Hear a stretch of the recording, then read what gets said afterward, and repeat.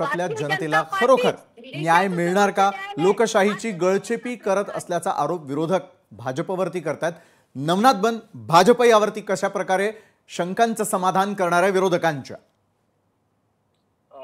विशालजी, ज्या पद्धतीने हे सगळे काँग्रेसचे लोक बोलतायत, राष्ट्रवादी शरद पवार गटाचे लोक बोलतात, खरं तर मला अतिशय हसू येतं. कारण काँग्रेसनी कशा पद्धतीनं न्यायपालिका बटीक म्हणून ठेवण्याचं काम केलं होतं. काँग्रेसनी या देशामध्ये आणीबाणी लावली होती आणि न्यायपालिकेला कशा पद्धतीनं बटीक ठेवलं होतं हे या देशाने बघितले। मी काही उदाहरणं देतो। बहरुल इस्लाम हे काँग्रेसचे खासदार होते। काँग्रेसचे खासदार झाल्यानंतर हायकोर्टामध्ये ते जज झाले, त्याच्यानंतर सुप्रीम कोर्टामध्ये न्यायमूर्ती म्हणून त्यांनी काम केलं आणि पुन्हा काँग्रेसचे पदाधिकारी झाले। ही परंपरा काँग्रेसची राहिलेली आहे। अशी शेकडो उदाहरण देतील। कृष्णा अय्यर केरळमध्ये मंत्री होते, त्यानंतर हायकोर्टात जज झाले, सुप्रीम कोर्टामध्ये देखील जज झाले। तेव्हा यांना काहीही वाटलं नाही, तेव्हा त्याबद्दल ते कधीही त्याबद्दल आक्षेप घेत नाहीत। आणि अशा पद्धतीनं आरती साठे या भारतीय जनता पार्टीच्या आता प्रवक्त्या नाहीत, त्यांनी जवळपास 1.5 वर्षापूर्वी आपला पदाचा राजीनामा दिला आणि तरी देखील यांना आक्षेप घेता येतो। मुळामध्ये ज्या काँग्रेसने या देशामध्ये आणीबाणी लावली, ज्या काँग्रेसने न्याय व्यवस्था अतिशय वाईट पद्धतीने हाताळली होती,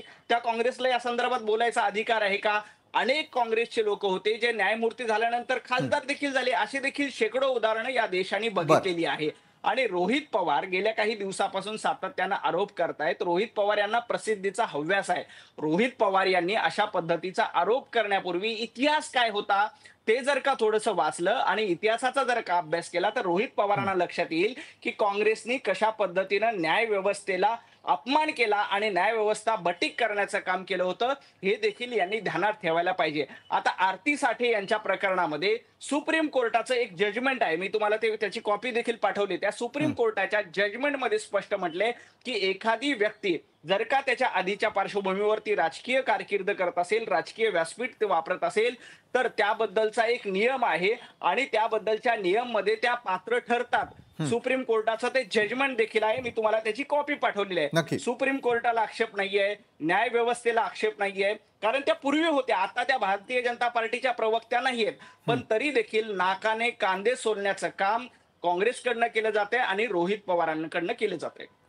बरं, एका बाजूला विरोधक आणि सत्ताधाऱ्यांची बाजू समजून घेण्याचा प्रयत्न केला, दुसरीकडे आपण जी माहिती पुरवलेली आहे ती वाचण्याचा आम्ही प्रयत्न केला। मात्र जेव्हा सर्वसामान्य नागरिकांसमोर राजकीय पक्ष एखाद्या न्यायाधीशाच्या निवडणुकीवरती किंवा त्याच्या निवडीवरती शंका उपस्थित करतात, त्यावेळेला सर्वसामान्यांना हा कायदा सोपा करून सांगण्यासाठी आज आपण या चर्चेत ॲडव्होकेट गुणरत्न सदावर्ते यांना आमंत्रित केलेलं आहे। ॲडव्होकेट गुणरत्न सदावर्ते, राजकीय पक्षांना काय म्हणायचंय ते तर आम्ही पाहिलं, मात्र सर्वसामान्यांचा विश्वास हा कुठल्याही राजकीय पक्षापेक्षा सर्वाधिक असतो ते न्यायमूर्तींवरती आणि न्याय व्यवस्थेवरती। एखाद्या न्यायाधीशाची असलेली